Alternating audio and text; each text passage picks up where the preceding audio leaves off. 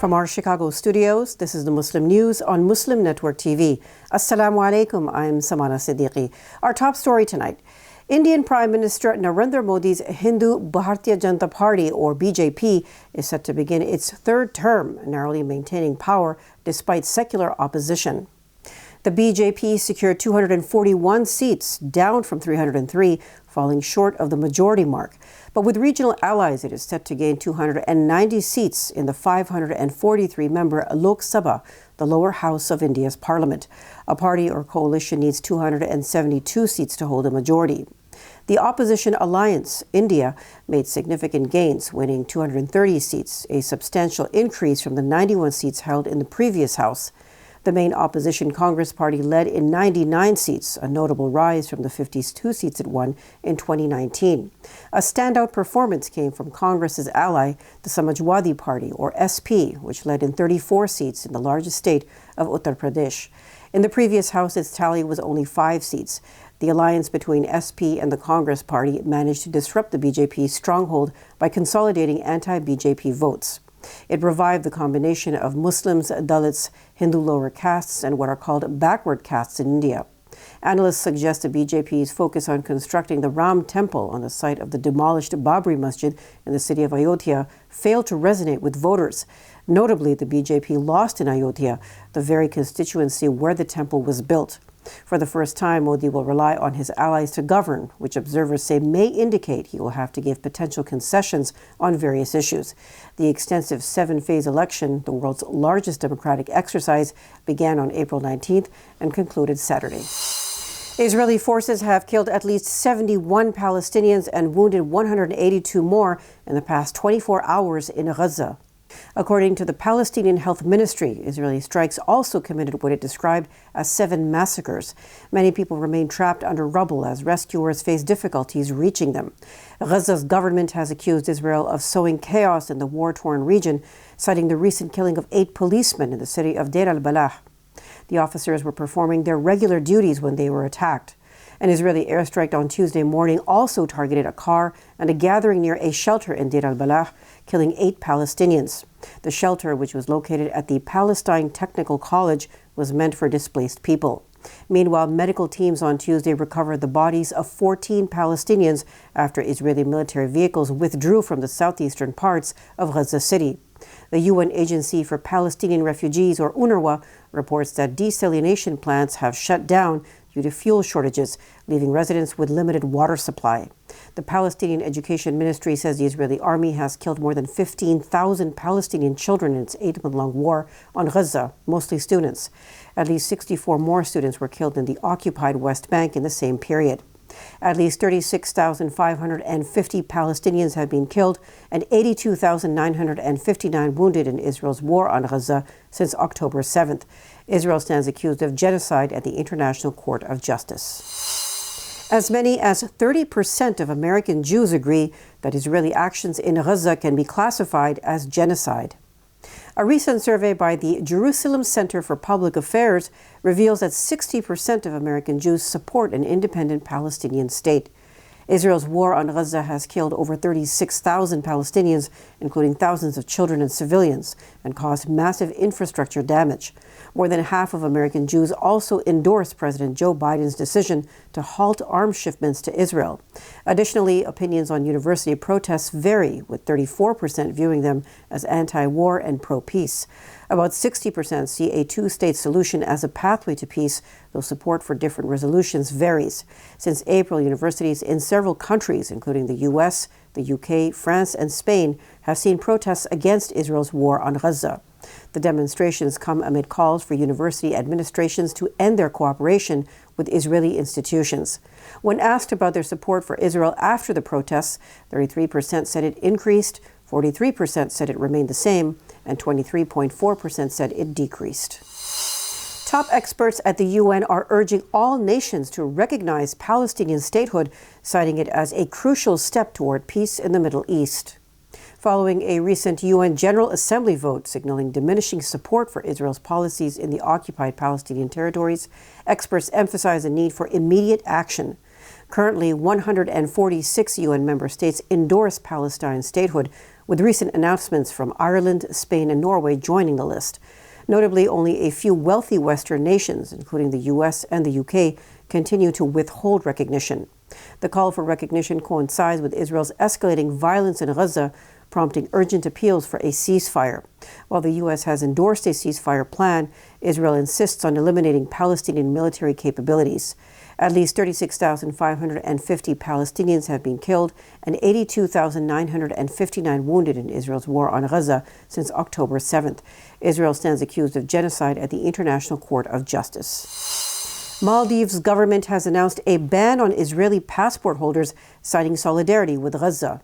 This is amidst Israel's ongoing war there, which has killed more than 36,000 Palestinians, including children and women, since October. Mohammed Mouizu, president of the archipelago in the Indian Ocean, declared the ban without specifying its implementation date. A national fundraising campaign dubbed Maldivians in Solidarity with Palestine has also been launched. Last year, 11,000 Israelis visited the Maldives, but this year there's been an 88% decline. Israel also urged its citizens in the Maldives to leave, noting difficulties in providing assistance if needed. The Maldives previously restored relations with Israel in 2010, but efforts faltered after political upheaval in the country in 2012. Maldives' ban on Israeli passports is in line with similar moves by member states of the 57-member Organization of Islamic Cooperation, who have imposed similar restrictions. Maryland's Motor Vehicle Administration has decided to certify a valid foreign driver's license issued by the Palestinian Authority. The Palestinian immigrant who held the license was denied authentication earlier. This placed a financial and emotional burden on her and delayed her ability to look for a job, according to the Council on American Islamic Relations. CARE has taken up her case. The civil rights organization's Maryland director, Zainab Chaudhry, commended the MVA for its decision to rectify the error and uphold fairness and equality. U.S. destroys drone operated by Yemeni Houthis over Red Sea. Details after the break, so stay tuned and we'll be right back.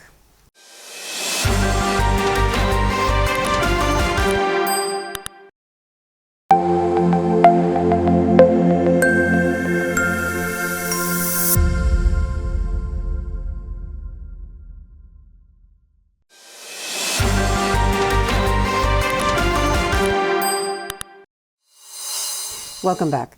U.S. Central Command, or CENTCOM, says it destroyed a drone operated by the Yemeni Houthi group over the southern Red Sea. The Houthis have been targeting Israeli-linked cargo ships in the Red Sea in solidarity with Gaza, in which Israel has killed over 36,000 Palestinians since October, including thousands of children and civilians. The Red Sea is one of the world's most frequently used sea routes for oil and fuel shipments. Earlier this year, Defense Secretary Lloyd Austin announced a multinational mission, Operation Prosperity Guardian, to counter Houthi attacks. Head of the International Atomic Energy Agency, or IAEA, Rafael Mariano Grossi, has raised the alarm over Iran's nuclear activities. He highlights Iran's growing stockpile of enriched uranium, including levels up to 60%. Grossi also notes a lack of transparency regarding Iran's centrifuge production and uranium inventory. Iran's discontinuation of the additional protocol has hindered the IAEA's oversight for more than 3 years. As well, unresolved issues persist, including the presence of anthropogenic uranium particles at undisclosed locations. Grossi says he is worried about Iran's statements about nuclear weapon capabilities and potential changes to its nuclear doctrine, questioning the accuracy of its declarations. Analysts say these concerns stress the urgency of addressing Iran's nuclear program to ensure regional and global security. A security guard at Qara prison in occupied eastern Turkestan, northwest China, fatally shot 2 Uyghur brothers. The killings of 35-year-old Siddiqui Ablikim and 33-year-old Ablehet Ablikim occurred during a confrontation in a vegetable field where the brothers were working. Chinese police and prison officials claimed the guard intervened when one brother was grabbed, leading to a physical altercation. They say another inmate also got involved before the guard fired, killing both brothers. The reason for their arrest and the duration of their sentences remain unclear. Qara prison has expanded to house Uyghur detainees as China cracks down on what it claims is terrorism and religious extremism, specifically targeting Uighurs. Details surrounding the incident remain restricted. Authorities declined to comment, citing confidentiality. Human rights groups, including Human Rights Watch, have described the Chinese government's treatment of Uighurs as genocide under international law. More than 40 people were shot in overnight shootings across Ohio, Kentucky, and Pennsylvania, with 3 people reportedly killed on Sunday morning. 28 people were hit in a mass shooting at a party Sunday morning in Akron, Ohio. According to a police statement, 25 people were injured, 1 was killed, and at least 2 victims remain in critical condition. No arrests have been made. Police have offered over $22,000 reward to the identification, arrest, and successful prosecution of a suspect. Police continue to investigate the incident. Those injured are expected to survive. Another shooting took place in Penn Hills, Pennsylvania, where 2 people were killed and 7 others injured. Billions of taxpayer dollars are being channeled into religious schools across the nation through rapidly expanding state voucher programs. Critics say this is blurring the line between public education and religion. According to a Washington Post investigation, while vouchers can be used at any private school, the majority of funds are directed to religious institutions. These vouchers, offering up to $16,000 annually per student, significantly cover tuition costs at private schools. The programs, which are popular with conservatives, are rapidly growing in GOP-run states. A total of 29 states and D.C. operate some sort of voucher system.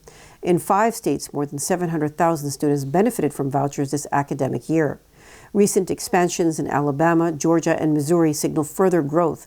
The shift has raised concerns about the separation of church and state and the equitable distribution of public funds. 8 states created or expanded voucher programs last year. This year, Alabama, Georgia, and Missouri have approved or expanded voucher-type programs. Some recently enacted plans are just starting to take effect or will be phased in over the next few years. Migrant rights advocates are outraged as reports surfaced that President Joe Biden plans to issue an executive order restricting asylum seekers at the U.S.-Mexico border. Under the order, asylum requests would be halted once daily border crossings reach 2,500, reopening only when numbers drop to 1,500. Biden's move has sparked concerns as he is expected to use a controversial section of the Immigration and Nationality Act, similar to actions taken by ex-President Donald Trump. Civil liberties attorneys, policy experts, and advocacy groups have condemned the policy as inhumane and legally dubious. Exemptions for unaccompanied children raise further concerns among immigration advocates. Amid the backlash, social media and advocacy organizations are calling for a humane and inclusive immigration framework that protects asylum as a fundamental human right. Trillions of cicadas have begun swarming parts of the Midwest and South in the U.S. They have emerged after 13 to 17 years underground in a unique phenomenon that has attracted attention from entomologists. After surfacing, cicadas focus on mating before dying within 4 to 6 weeks, with the cycle repeating as their offspring hatch, continuing the process. Cicadas' long life cycles remain a mystery, with scientists saying they are possibly linked to ancient climate changes. The insects play an important role in the environment by aiding plant growth and serving as a food source for various animals, including human beings. Cicadas are considered nutritious and are consumed in various dishes. That's all from our Chicago studios tonight. Thank you for tuning in. You can subscribe to our YouTube channel and hit the bell icon for the latest updates. Your support is needed now more than ever to continue our mission of providing informative, educational, and inspiring content to Muslims in North America and around the world. Donate now by visiting muslimnetwork.tv/donate. For more content, keep watching Muslim Network TV or visit muslimnetwork.tv. Salam and good night.